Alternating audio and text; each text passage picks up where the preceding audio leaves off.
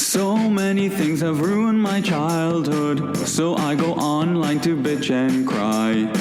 It feels like all of Hollywood is up against me. They even made Optimus fly.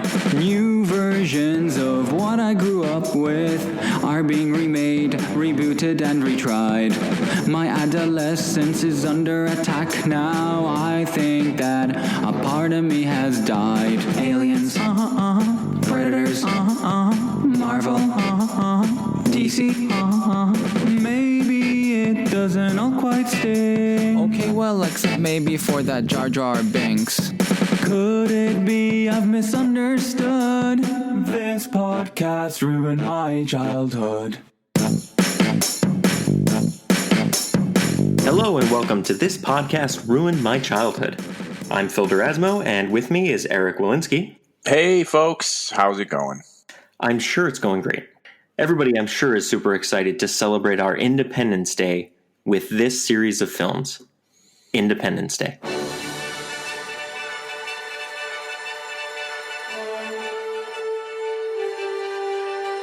We're going to take this July 4th and turn it on its head, talking about the original 1996 epic, Roland Emmerich's Independence Day, and then discuss what happened 20 years later in 2016 when Roland Emmerich came back to Independence Day with Independence Day Resurgence. So Eric, what are your memories of seeing Independence Day back in theaters the July 4th weekend or around that time? Well, I worked at a movie theater back then. So the years from June 1994 until May of 1997, that was my sweet spot for watching movies. I saw everything that came out during those years, and it was awesome. And Independence Day, we were super duper excited for that one. I couldn't wait. I mean, I was all over that movie. Yep. I mean, Will Smith, Jeff Goldblum, Bill Pullman, like the whole cast. Everything I saw in the trailers was incredible. The spaceships swooping through in the daytime, not with not clouded up and cloaked in the darkness of space, where you can kind of cheat a little bit on the CGI. I mean, this was broad daylight. That was a big deal. I saw like 2 or 3 different makings of how they talked about making those spaceships look seamless against a blue sky. That was some big deal CGI at the time. Yeah, and then and then the movie came out, and I was underwhelmed. Honestly, I didn't hate it. I just did not like it as much as I thought I was going to. You remember the movie Mars Attacks? Yeah, of course. Yeah, that was out around that time. It either came out after it or before it, but within a short span of time there. And I cared more about the characters in Mars Attacks than I did about Independence Day. I just remember just like some of the subplots were just like, come on, who cares? We're the aliens. Let's go. And, of course, classic lines like, doesn't anybody have any missiles left? Yep. That's my go-to. That's my go-to expression whenever things are just like, having a bad day or, trying to get something done. And it's like, things just aren't working. And I'll just say, doesn't anybody have any missiles left? That's great. Now, I'm not saying there weren't parts of it that I didn't enjoy. I mean, I thought Will Smith was awesome. I really did like Bill Pullman as the president. You can't not like Jeff Goldblum in his role In anything he does. Oh, for sure. And it was just some of the sillier elements, Randy Quaid and his whole alien abduction subplot, and hello, boys, I'm back. Oh, come on, man. Hey, here's something. Did you know in one of the original audience screenings for that movie, Randy Quaid actually came in that final scene, and I think you can find it on YouTube, in a biplane. Yes, in his crop duster.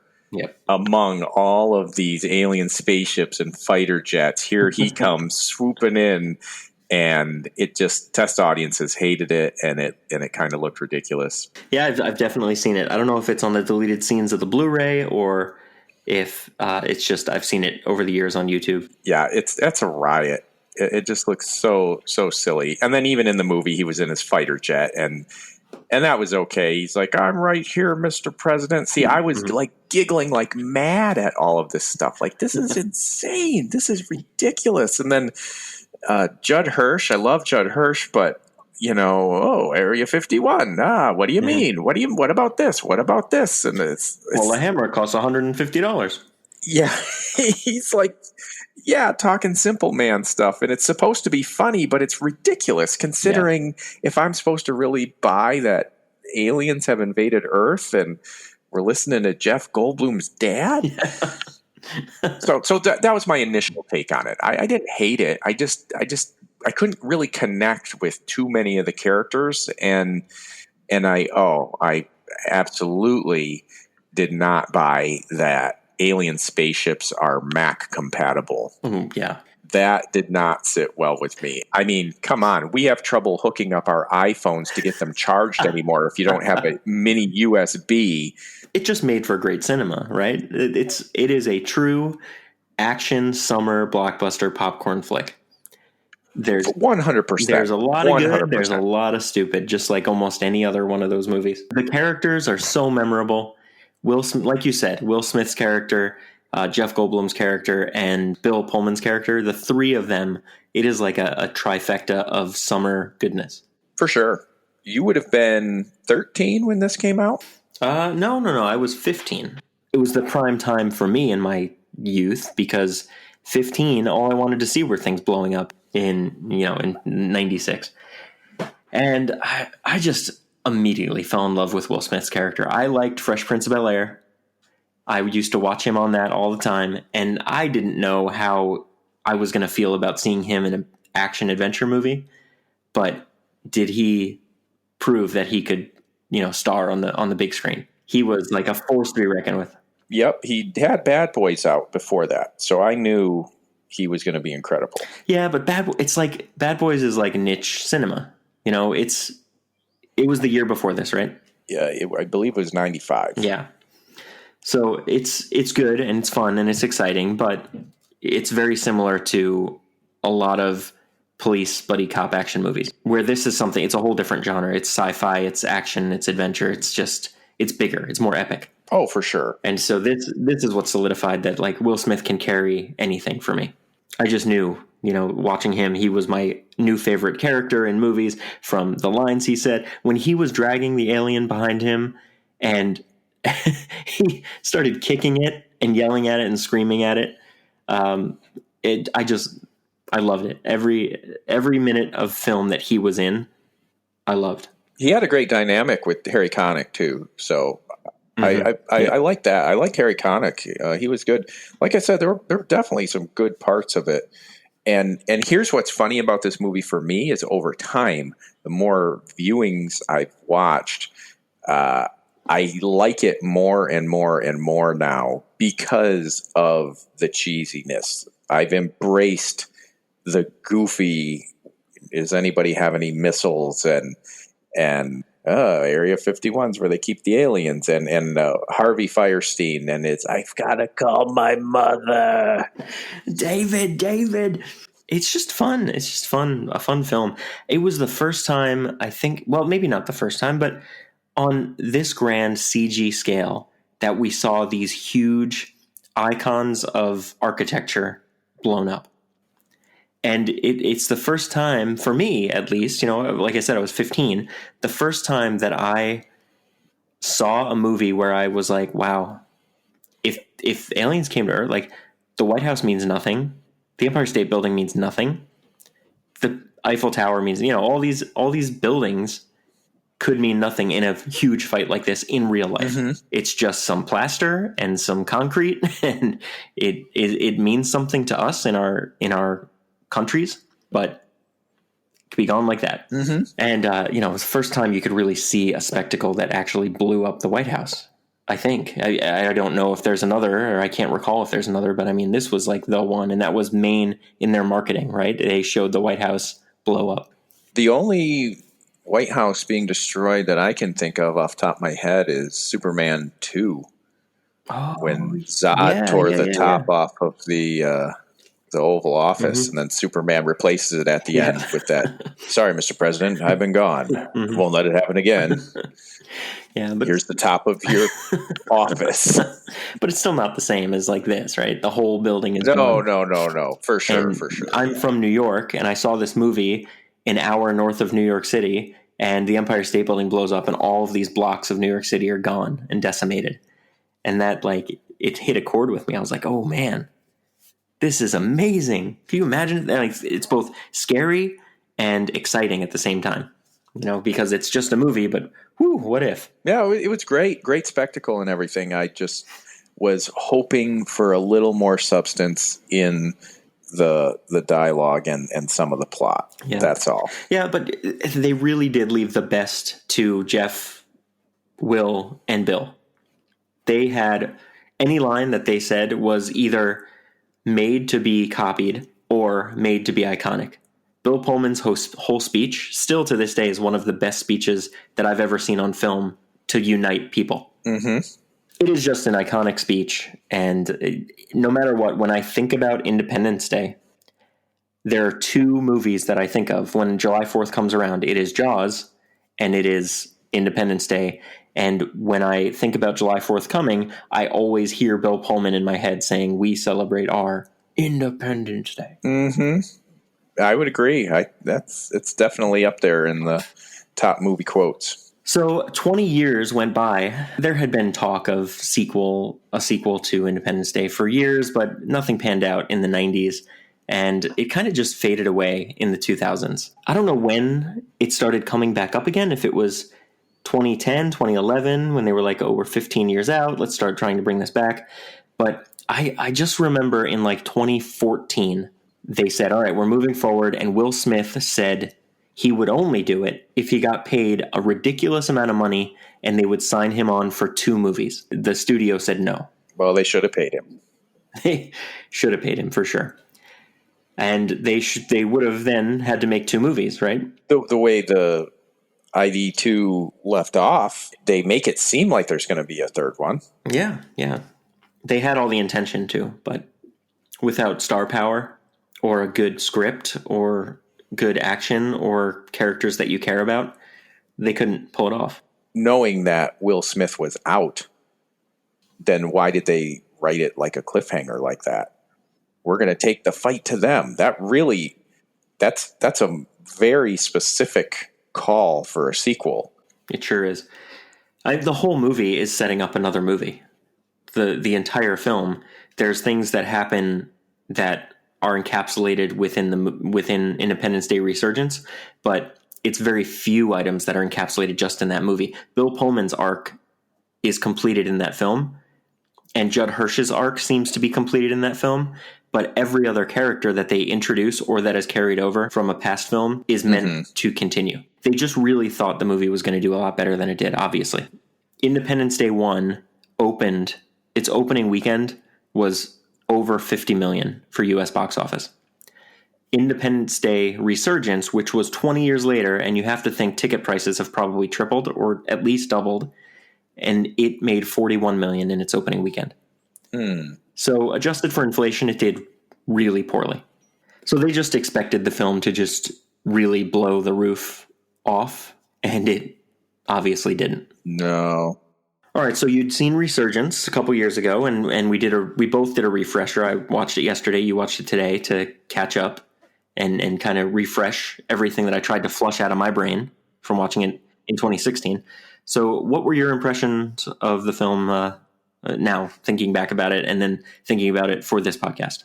Well, as I said, having watched the Independence Day, the original, so many times and having more of a love for the film, even in its cheesy moments, I accidentally set myself up to think that this was going to be as good in the same vein, but the comedy to me just seemed even worse. I mean, Dr. Oken is scratching his butt. Did we need that? The fact, and you can see it too. It's not even just that he's scratching his butt. It's that he's wearing white underwear that are see-through. Oh, right. I don't know why we needed to call attention to that. Well, actually, I think I do know why. One detail that I don't think I noticed the first time I watched the movie, there were 4 writers. Anytime you go above 2 writers for a movie, you're done. Rampage came on the other night, and as the credits rolled, 4 writers. I'm like, well, there you go. Yep, that'll do it. Whatever sticks. It's spaghetti on the wall, right? Whatever sticks always isn't the best idea. Right. I still can't even say I just hated the Resurgence. It's still, I thought Bill Pullman, as you mentioned, his presidential arc was really good. And I thought he was solid. Again, you can't not like Jeff Goldblum. He was fun. I liked the picture of Will Smith. That made me smile. The picture in the White House. It's like, hey, he's not in it, but remember he was in the other one. Yep. Okay. All right. It was kind of a neat surprise to see Brent Spiner's Dr. Oaken character come back, because he pretty much, you don't know that he's dead for sure in the first one, but that alien chokes him out and does the whole talk through the voice box trick. And then he just discards him, and you don't see him again. You're made to assume that he's dead. You're made to assume that he's dead. So the fact that he was alive, I was like, okay, I can go for that, until he started talking. And then I'm like, oh my gosh, this is rotten. He's the Jar Jar Binks of Resurgence for sure. And I love Brent Spiner. Is he, or is Judd Hirsch? Well, Judd Hirsch, I love right from the get-go. He's complaining that he doesn't have grandkids. And it's like, somebody's going to find some orphans. And he gets a whole bus full. Yeah. A busload of them. Oh, what a bumbling idiot, though. Yeah. They make him be, like, in the first movie, although he was there purely for comic relief, and a lot of it didn't hit, there were times where it did hit, and those moments made him worth it to be in the movie. I agree. In this film, I didn't see any reason that he should be in it. Not really. He was truly a plot device to bring in a different perspective of normal people, right? That haven't been affected by this before. Right. And that's what those kids were meant to be. They were meant to be the plot device that moves this along and shows us how normal people in the world are dealing with the aliens. Right.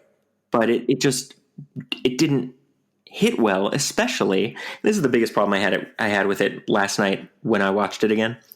I had to say out loud, weren't they just on the East Coast? Right? Wasn't his boat in the East Coast and the kids were driving a car from like Florida or somewhere? They drive somehow within 12 hours, 4 hours to Area 51 in Nevada. Yeah, even if you drive all night, that's 40 hours from New York? I'm going to map it right now. But they must have been somewhere on the East Coast, right? Because he's in a boat, and we know that the alien ship comes over the Atlantic Ocean. And I'm pretty sure you see the New York skyline behind him, right? At one point. Yeah. I mean, he's from Brooklyn. He never left Brooklyn. Yeah, so... Yeah, it's exactly a 40-hour drive from New York to Nevada. Look at you. They got one of those new alien technology cars, I guess. Which, that's another thing. There's so many weird little things about this movie, but the way that they used the alien technology to beef up everything that they had, not just their helicopters and not just their airplanes or their guns, but also their TVs. Mm-hmm. Right? They did that whole Independence Day 20-year anniversary thing, and they showed this huge screen, and on the back of the screen, there were these bluish colored lights, which means that it's being powered by alien technology. Mm-hmm. Like everywhere that they could throw in, we got better because the aliens were here, they did.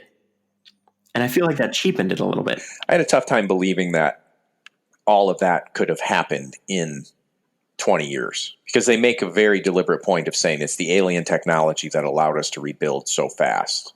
Mm-hmm. I just still don't know if they could have gone that.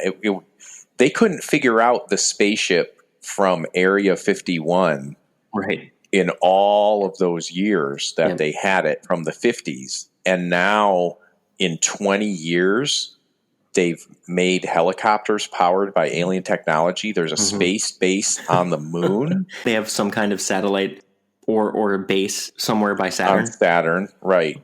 Yeah, and there's artificial gravity. And I mean, just so much stuff that they did. It's basically their excuse to cut corners with the plot. And that was, I think, writer number 2's decision.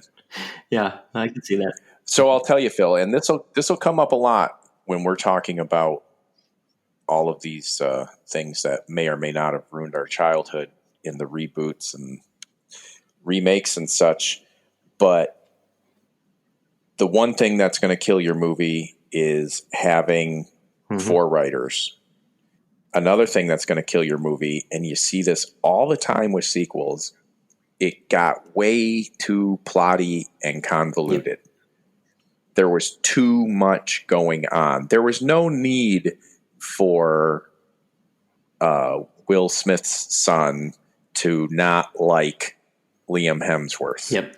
That dynamic added nothing to the movie except you had to explain and explain and explain it. Yep, they had to show the video of what Liam Hemsworth's character did. Right. That's too much backstory. It's just, and that's what we're going to find with just so many of these movies where you're like, well, we got this. Well, and or you end up taking the Star Wars route and it's, we'll explain that in a book we're going to write next year. Well, it's like they cast the film and they told everybody what part they were playing, but they told them they were playing a part for a different movie. Like Liam Hemsworth's character and then his buddy Charlie, whoever that actor is, it's like they were told they were in the remake of Top Gun. Because Liam Hemsworth is Maverick and Charlie is Goose. And that's how they play their characters. They wisecrack with each other. Liam Hemsworth is a hotshot pilot and Charlie kind of takes it a little safe. And that's the movie that they're making. And then the character who's Will Smith's kid, he is told that he's in Independence Day 2, but it is a direct sequel to the first movie in that there's been nothing that's changed except he's now his father. He's Will Smith, but he doesn't do it as well as Will Smith. No. And then, of course, the daughter of the president, so the little girl that we saw in the first movie, has grown up and works for the new president somehow, but she used to be a fighter pilot with Will Smith's kid and with Liam Hemsworth's character. It was too convoluted. It was overwritten, so they had to over-explain, which just took time. The movie was 2 hours long, and it didn't need to be 2 hours long. No. Trying to explain what happened to Earth in all that time and taking it into the future, I think, was a mistake. I think a more interesting movie would have been if Earth was on the cusp of harnessing a new technology, and then the aliens come back, and now you have to kind of rush your training process. That way, it's almost like an even fight. It's sort of like Rocky when he fought that young kid in the movie Rocky, and the young kid breaks his hand. And so that sort of evens the odds. Well, this would have sort of been a true remake. Here come the aliens again, but this time we've got your technology, so we're fighting on the same level playing field versus before we had to just fight with our own nuclear bombs and, we ran out of missiles. And our Mac. And our Mac, right. So I think that could have been a more interesting, what would a world do to rebuild from such devastation? And here we are, we're going to celebrate that we're going to first do this. And I think you could have had a more interesting movie from that perspective. But Agreed. That's just me. Nobody asked me. Nobody ever does. No, they never do. I am, though. And I do want to know what your thoughts were on the Alien Queen storyline. Because this film went from an Independence Day movie to a kaiju movie very quickly. Yeah, it did. That was all kinds of ridiculous. And it was unsatisfying in both aspects. Oh, totally. Because when they blew the suit open, she just died. And that was like, it didn't have the impact, especially the fact that you killed off Bill Pullman in a I'm going to do this for you, dear, and whoops, that didn't work. Yeah. That lacked a emotional punch too. It's like, ooh, well, you just wasted yourself. Yeah. I forgot that the alien queen came out. I don't know how I forgot it, because it's the most ridiculous thing in the whole movie.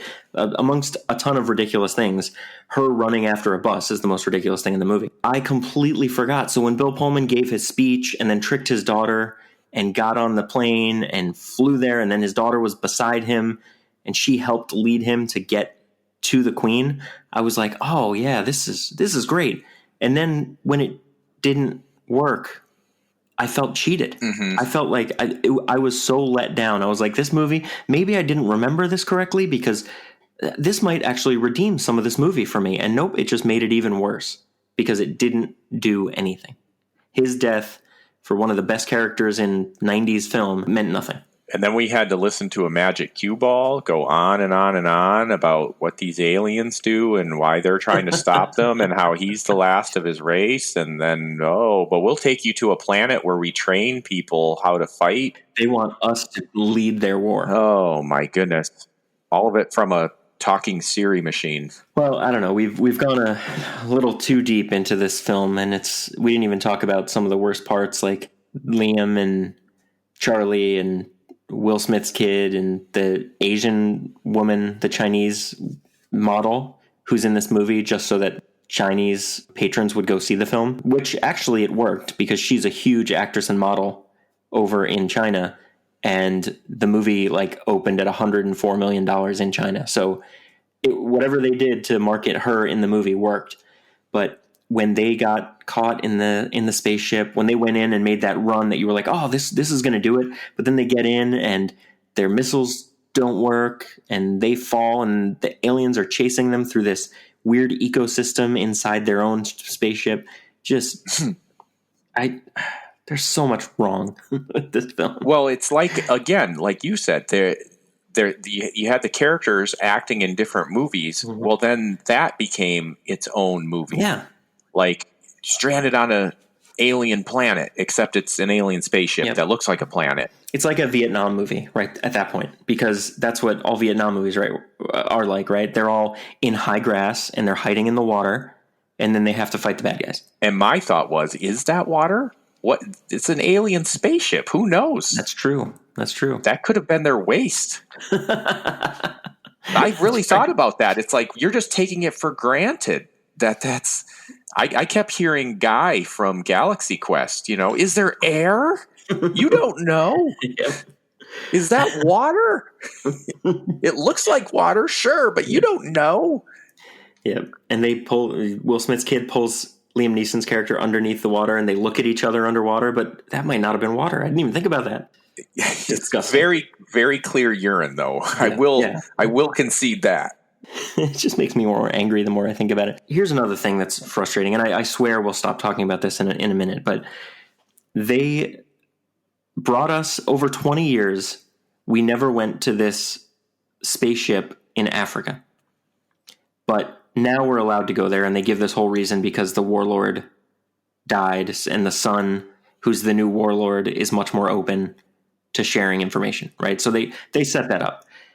Mm-hmm. But we don't know until the day before an invasion that they were drilling to our planet's core. And now we've learned that was their whole purpose, to drill to our planet's core 20 years ago. Right. And they were doing it in Africa, and now they're doing it in the middle of the Atlantic Ocean. Mm-hmm. Like you said, too many writers tried to over-explain and expand this universe, and they just made it more complicated and more convoluted. That's why I think a more realistic movie would have been, it's 20 years later, we've learned we've learned enough, we can build their ship, we can use the fusion generator or whatever, and it's just taking off. It's, the 20-year anniversary of our victory, and then it's also going to be the first time we launch spaceships, and here's the new fleet, and oh crap, here come some aliens. Well, it's a good thing we're, been testing these things, and now we really got to go at it. That's smart. That's a smart way to do it. And they still could have explained how Will Smith how his character died. They explained that he died in a throwaway line Right. by testing the new jets with that technology. But they could have explained it even better here by saying we had to stop building this because Captain Hiller died and we needed to really work out the kinks. We don't want to lose any more men. They could have really expanded on it if they're doing what you just said. Exactly. Because they already threw that in there. So I guess to wrap this up, did Independence Day Resurgence ruin what you knew from Independence Day? It didn't ruin it. It just didn't do a great job of expanding. It was way too complicated. Again, any movie that hops around in 5 different locations in the first 15 minutes of a movie, you're dizzy. You need to focus. You need to establish who your characters are. But they're flashing from the hospital to the moon to Africa to Judd Hirsch in a retirement home wishing he had grandkids. It's like, stop it already. But no, it just didn't expand on it. I think seeing Bill Pullman come back again, the second half of Bill Pullman, not the first weird half where he's half crazy, half got things in his head. That too just kind of was a weird form of PTSD to be having. Hey, I agree. It feels like Roland Emmerich, who did a pretty good job directing the first movie, was looking for too much, and the editing in this just takes you out of the film because there's like you said, too much going on, and there's too many cross cuts. Right when something important is happening, they go somewhere else. And it's something silly happening. And then right when that something silly has hit its funny part, they cut to something else that's now super serious. And right when the super serious is hanging heavy in the air, they jump back to the action. And it's just a very odd way that this film was cross-cut. Did it ruin the first movie for me? No. I love Independence Day, and I watch it almost every year. Like I said, Independence Day, in the very beginning of this, I said Independence Day comes around, I think of 2 movies, Jaws and Independence Day. And I generally watch both around every July 4th weekend. But I will never watch Independence Day Resurgence again. And I would be better left to pretend it didn't happen. I'm willing to give it one more shot. And I think I'm going to watch it again tomorrow, just so I can really feel all of the things that I thought were really bad. Because the same way in the first movie, the things I thought were bad, I think are funny now, and it makes for a very fun, cheesy movie. I'm willing to give this one more try, and maybe I'll find a little more redemption there, and I can enjoy them both. All right. Well, I mean, maybe I will someday too. I doubt it, but I think, I already said I won't, but maybe a couple years from now. It's been 4 years since I watched it the first time. Maybe 4 years from now, I'll want to try it again. But I just don't think any of this stuff that I find cheesy or bad will be funny for me. And that's just me. I know I'm not going to either. But I'm going to give it that one more try. And one last thought. I know this is unrelated. We're wrapping up. But the fact that we followed Will Smith's son's character, to me, was almost a constant reminder through the whole movie that Will Smith was not in it. Mm-hmm. I think that was another mistake. Yeah, I'd agree. We didn't even say, but Vivica Fox dying too. It was like a weird plot point that didn't need to be in it because they touch on it for a second and then he goes off and he's laughing and joking and fighting. Oh, for sure. It was the pacing, right? The pacing is just weird. Yeah. She died in plot convenience theater too. Right when he was there. Right when he flies his jet up, she happened to be evacuating a pregnant woman on the top of a building. Like right at that moment. And they were the last 2 people in the hospital. I know. There's not even a crowd of people that he's got to circle 8 times. Is that mom? Is that my mom? Nope. Just the only person up here. Mm-hmm. There was no room in his fancy jet. Just to ferry her away real quick. Mm-hmm. I mean, he could have just left the top up and just landed real quick. On. Yeah, right? Plot convenience theater. You bring up another point, too, about he runs off and fights and he's so happy and he's joking and everything, and then it's a happy ending. But it's the same thing with the first one, though, where that little girl, like aliens destroy the world, her mom dies, and at the end it's like, yay, Yeah. woohoo, fireworks. You're like, what? Yeah. Give this kid a chance to grieve. I think with that, we've talked quite a bit about this film, a lot more than we thought we were going to. Yeah. So I would, like we've said, we both said this didn't ruin our childhoods, but it's definitely not a movie I ever need to watch again. And you'll give it one more shot. So we'll see how that goes. I'm giving it one more. Yes. All right. So we want to thank everybody for listening, tuning in to this podcast, Ruined My Childhood. And Eric, where can these people find you outside of this podcast? They can find me on my other podcast, Everything, Anything, and Nothing Really. It's on YouTube. It's on Podbean. It's on iTunes, wherever podcasts are sold. Very good. Very good. And for me, you can find me on the Twitter, the Instagram, the TikTok at Fildimo, Fildimo. And I sometimes am a guest host on several different podcasts in the Real Fans for Real Movies network. If you go search on any of your podcast listening devices, just for Real Fans for Real Movies, Disorder, which is every Disney film in order, Grim Grinning Hosts about theme parks, and Holy Batcast, all about Batman. So thanks everybody for joining, and once again, we hope this podcast didn't ruin your childhood. Could it be I've misunderstood? This podcast ruined my childhood. Good morning. In less than an hour, aircraft from here will join others from around the world. And you will be launching the largest aerial battle in the history of mankind. Mankind, that word should have new meaning for all of us today. We can't be consumed by our petty differences anymore. We will be united in our common interest.